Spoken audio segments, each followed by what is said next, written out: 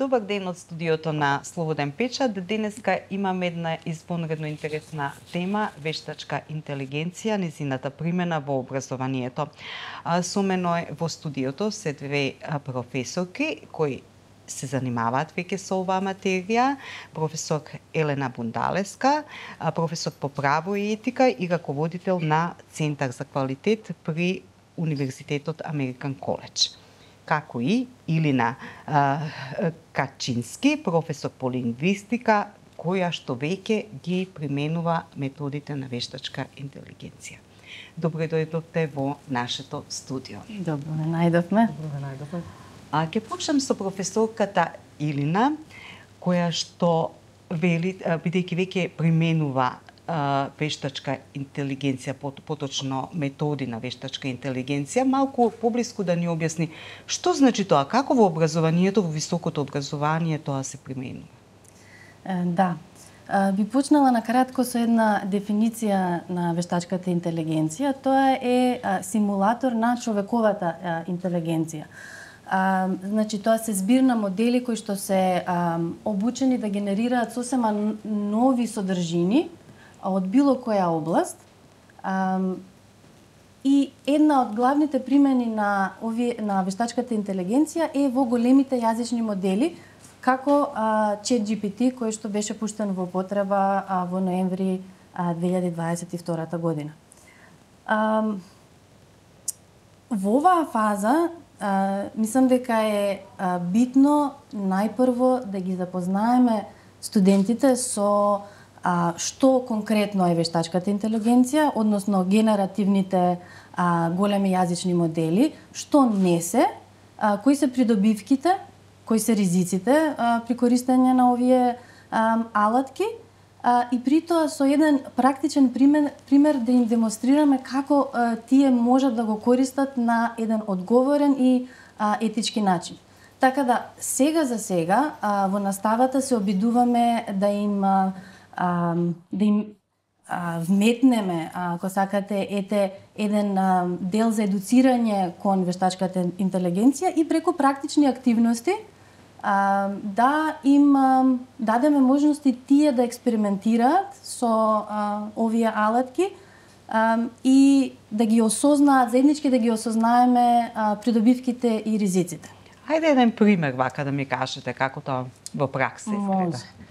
Минатиот семестар со студентите од политички науки работевме прашања, како се поставуваат прашања во англискиот јазик и како од директен на индиректен начин се пишуваат. ChatGPT ни овозможи, тоест им овозможи на студентите да се стават во позиција на интервјуирање на било која историска личност. Јас им дадов многу специфичен промпт кој што тие требаа да го користат и ги интервјуира нивните омилени политичари. Фаза 1. Фаза 2 беше сите фактографски информации кои што ChatGPT им ги даде да ги проверат самостојно. Значи тука веќе има развој на вештината на дигиталната писменост и критичкото размислување, за тие да се научат дека под никој услов не смеат да му веруваат на тој аутпут. Туку секако дека треба самостојно да ги проверат сите информации. И третата фаза беше пишување на еден кохерентен текст, како едно интервју, што тие го направиле со нивната позната личност, да.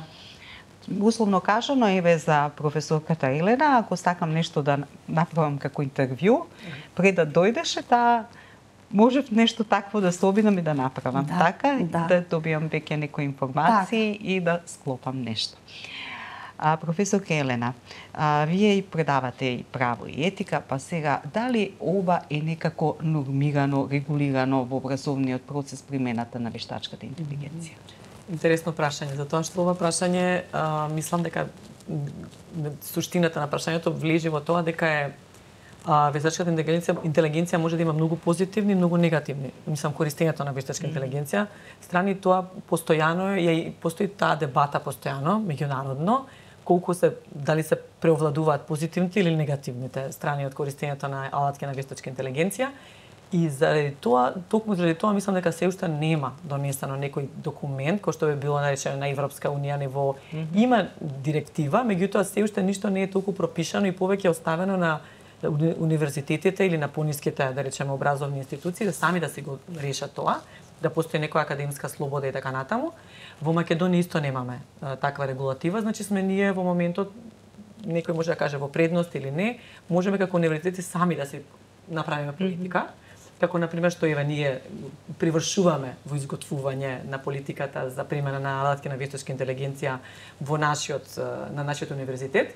И сме многу интересна, оваа бројка ми ја кажа колешката, според Insight Higher Ed, сме една од 20 институции кои што се имаат такво нешто пропишано.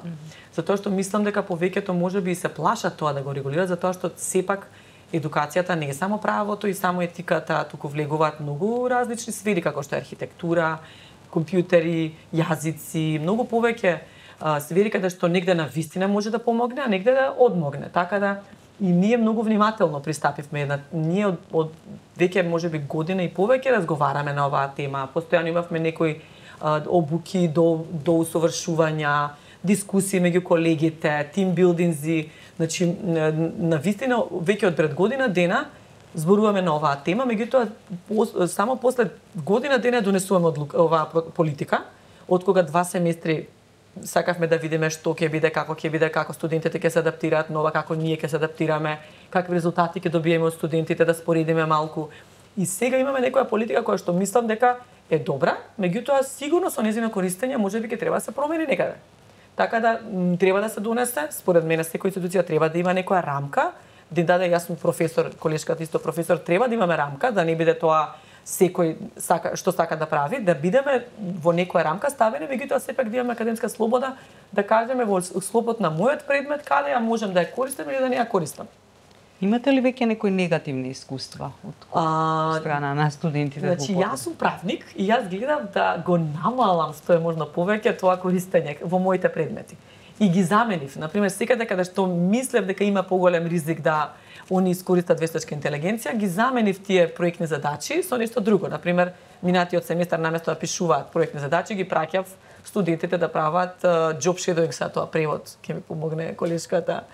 Да речеме да следат еден ден или 2 дена некоја раководна функција во некоја фирма, во некоја компанија и после тоа да направат извештај. За тоа генеративната вештачка интелигенција не може да им помогне, затоа што тоа било нивно лично искуство. Тоа е еден пример, значи имаше и многу други, ги праќавме по конференции, под конференциите да дадат известување како нивно видување и така натаму, каде што јас според мене мислам дека не може и многу беше мала шансата да тоа се случи. Инаку, значи ние може да ја користиме на повеќе начини. Например, они сите студенти треба да подготват најчесто нешто дома, материјал. Тука е голем ризик дека ќе користат. Сега како професор имаме веќе одамна е тоа договорено на ниво на универзитет, меѓутоа се и на хартија го ставаме дека доколку им даваме таква задача, треба кога ќе дојде да презентира на час да не се користи презентација, туку тоа да го каже, да видиме дека го научил. Пак ја кажам, зависи од предметот. Кај мојот предмет тоа е многу корисно затоа што правен предмет треба да се научи како се основа компанија и така натаму, тоа ќе се научи и да му помогне генеративна вештачка интелигенција не е проблем ако он го научи. Ако ми го знае материјалот, меѓутоа во некои предмети тоа може да биде контрапродуктивно. Така да за тоа кажам, не може да имаме ние еден став за сите. Значи апсолутно сите факултети ќе бидат различни, ќе имаат некои специфики во нивната примена и ќе имаат и лоши искуства, меѓутоа тоа не е лошо, од лоши искуства се учи. Значи и кога немаше вештачка интелигенција, имаме многу други ризици. Постојат и Google, каде што можат многу информации да ги добијат, постојат еве во Македонија извготвувачи на семинарски работи кои што професионално го работат тоа за нашите студенти.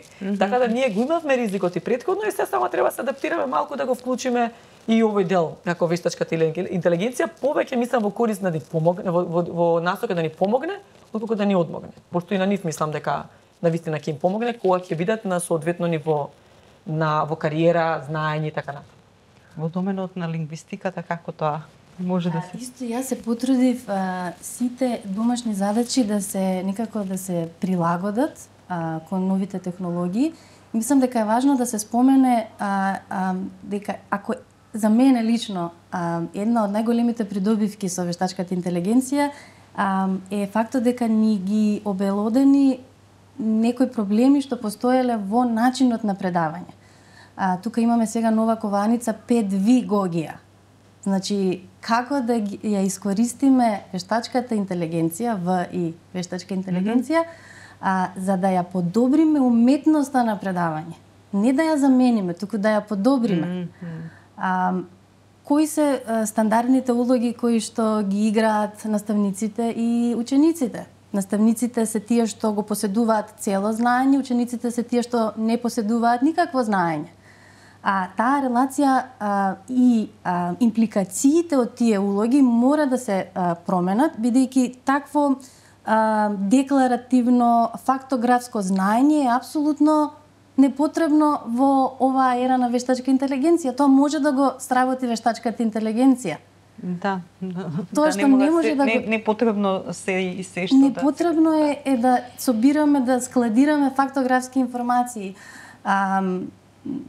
Така да во мојата област за мене акцентот беше на процесот на изработка на нешто повеќе отколку на продуктот. Конкретно за академско пишување, многу ми беше важно да го видам нивниот процес на истражување, значи кои стати или книги ги имаат прочитано, забелешките кои што си ги, и тоа беше обврзно да го направат, забелешките кои што ги пишувале и како таа литература ќе им помогне во пишување на есеот кој што им беше зададен.